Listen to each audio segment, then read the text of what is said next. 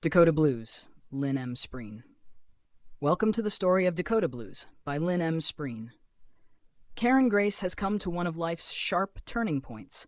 She's just been fired from her demanding corporate job after taking time off to attend her mother's funeral in her Midwestern hometown. Google Books. She heads home, a 1,500-mile trek away from her old life, Barnes & Noble.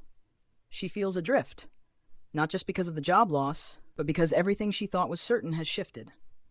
Back in her hometown, Karen is haunted by what she left behind and what now lies ahead. Her marriage has crumbled. Her husband has left her for another woman and is expecting a child. Google Books.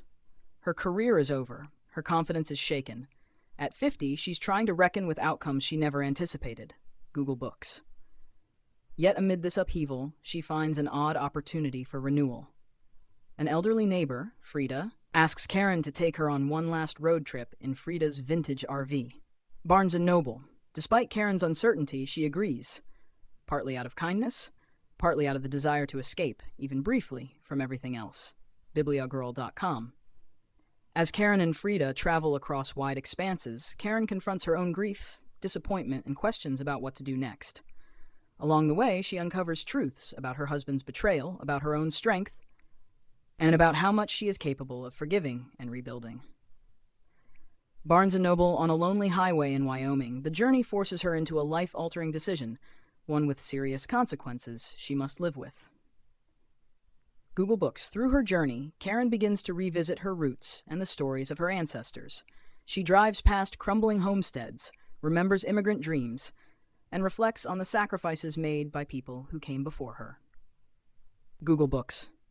These reflections deepen her understanding of identity, place, and what home really means. As the trip nears its end, Karen stands at a true crossroads. Should she return to the comfort of familiarity, her old life, her place among people she once knew, or step into a new definition of self? Can she forge a future that is richer, less predictable, but more authentic?